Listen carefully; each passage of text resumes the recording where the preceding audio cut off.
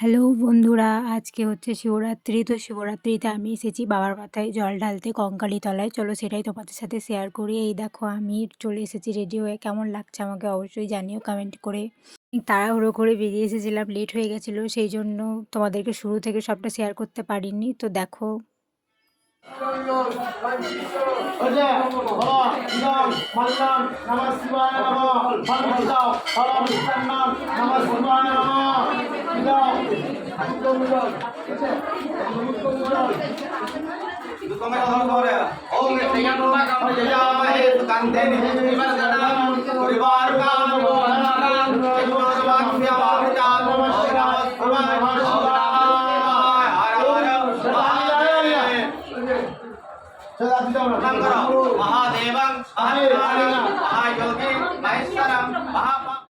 ওই যে আমাকে দেখতেই পাচ্ছ, লাল সাদা শাড়ি পরে আছি আগেই দেখলে। আর পাশে হচ্ছে আমার বান্ধবী, তার পাশে হচ্ছে একটা বোনও।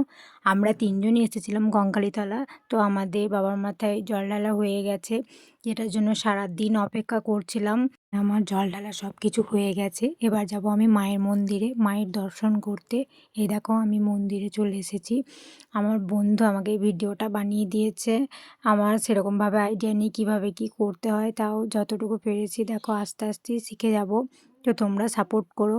এদিকে আমি মায়ের দর্শন করে দেখো তাড়াতাড়ি আমরা বাড়ি চলে এসেছি, কারণ অনেক রাত হয়ে গেছিলো, সেই জন্য চলে এসেছি বাড়ি। এই যে প্রসাদ সব কিছু। এবার বাড়িতে এসে তাড়াতাড়ি আগে চেঞ্জ হয়ে নিয়েছি, কারণ সারাদিন উপোস করার পর শাড়ি পরে গেছে, এটাই আমার জন্য অনেক ব্যাপার।